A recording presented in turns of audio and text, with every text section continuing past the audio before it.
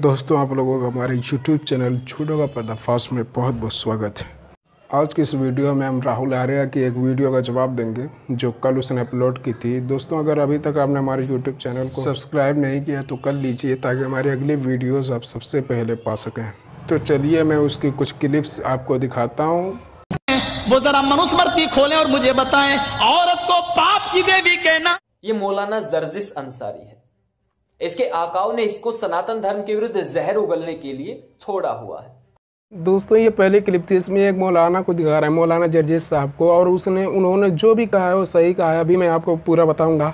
तो उसको दिखाते हुए कह रहा है कि इसके आकाओं ने सनातन धर्म के विरुद्ध जहर उगलने के लिए छोड़ा हुआ है। दोस्तों, वैसे तो आप लोग देख ही रहे हैं कौन जहर उगल रहा है कौन नहीं उगल रहा है। बहरहाल अभी और इस पे बात करेगा, उसको पहले देख लीजिए, फिर मैं आपको और कुछ बताता हूँ। देखिए ये दूसरी क्लिप।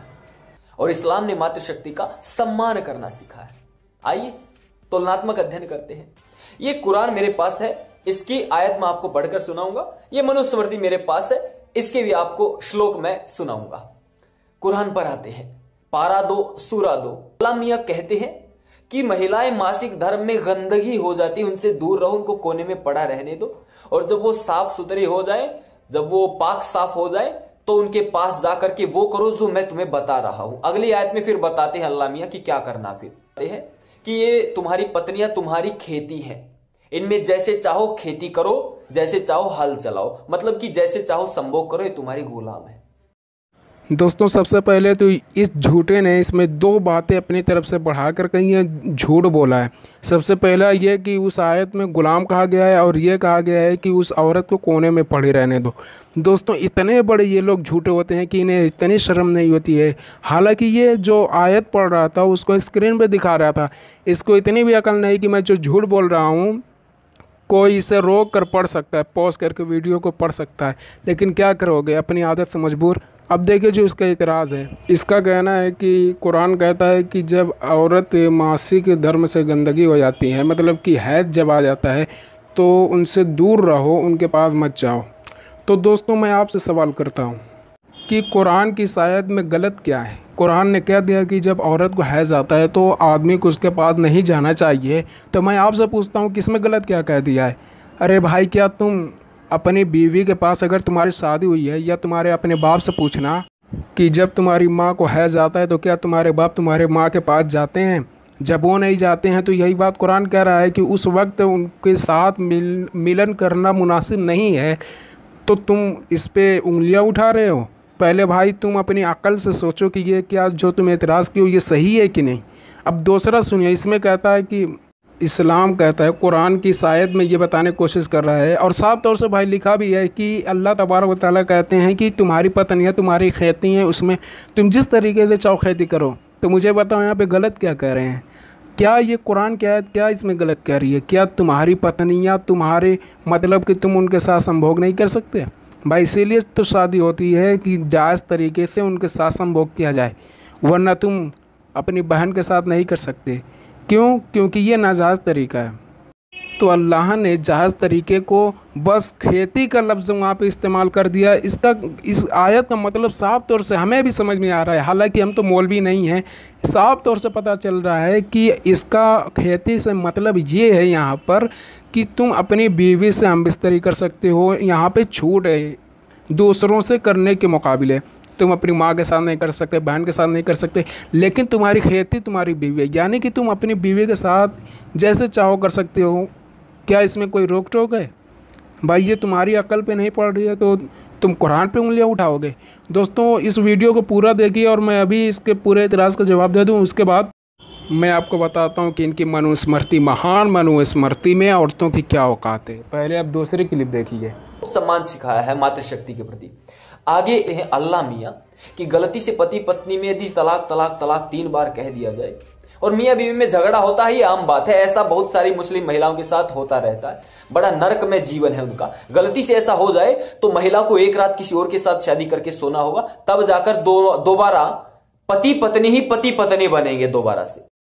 दोस्तों, इसमें भी इसने बहुत सारा झूठ बोला है, और मैं इस एतराफ़ का जो जवाब है मैं एक वीडियो का लिंक डिस्क्रिप्शन में दे दूंगा। आप वहां से जाकर देख सकते हैं कि इस्लाम में हलाल की हकीकत क्या है। ठीक है, तो अब दूसरी क्लिप को देखते हैं। दोस्तों इसलिए मैं लिंक को दे दूंगा कि एक वीडियो एक मौलाना साहब हैं, वो अच्छी से समझा देंगे आपको समझ में आ जाएगा। तो अब दूसरी क्लिप को देखते हैं।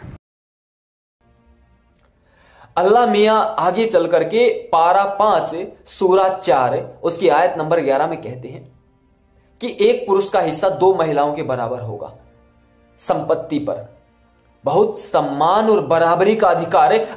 दोस्तों ये जो एतराज़ कर रहा है कि संपत्ति पे महिलाओं का जो अधिकार और कम है, इस पे मैं एक वीडियो बना दूंगा इंशाल्लाह कि ये ऐसी बात नहीं है, ये क्या है। ठीक है, तो ये बाद में मैं वीडियो बनाकर आपको दे दूंगा। और देखिए इसका एतराज़ अल निसा में ही आयत नंबर 24 में कहते हैं किसी का निकाह हो गया हो, ऐसी महिला के साथ संभोग मत करो। लेकिन जो महिला युद्ध में तुमने छीनी हो, पकड़ी हो, तुम्हारे हिस्से में आई हो, उस महिला के साथ जो चाहो वो करो। दोस्तों इसमें भी बहुत सारा झूठ बोला है, लेकिन बहरहाल इनकी आदत है तो क्या करें। तो मैं इसका भी एक वीडियो का लिंक दे दूंगा डिस्क्रिप्शन में, उसमें भी आप जाकर इसकी पूरी हकीकत क्या है देख सकते हैं। तो अब सुनिए दोस्तों, अब मैं आपको बताता हूं कि इनकी महान मनुस्मृति में क्या क्या कहा गया औरतों के बारे में। अब सुनिए। नंबर 1 दोस्तों देखिए, मनुस्मृति अध्याय 1 श्लोक 45 में कहा गया है कि पति पत्नी को छोड़ सकता है, गिरवी रख सकता है, बेच सकता है, लेकिन स्त्री को इस प्रकार के अधिकार नहीं है। ये है मनुस्मृति। और देखिए अभी, वाह, इसे कहते हैं ऋषियों की परंपरा। दोस्तों अब दूसरा देखिए, मनुस्मृति अध्याय 9 और श्लोक 416 में कहा गया है कि संपत्ति और मिल्कियत के अधिकार और दावों के लिए शूद्र की स्त्रियां भी दास हैं, स्त्री को संपत्ति रखने का अधिकार नहीं है। वाह, इसे कहते हैं ऋषियों की परंपरा।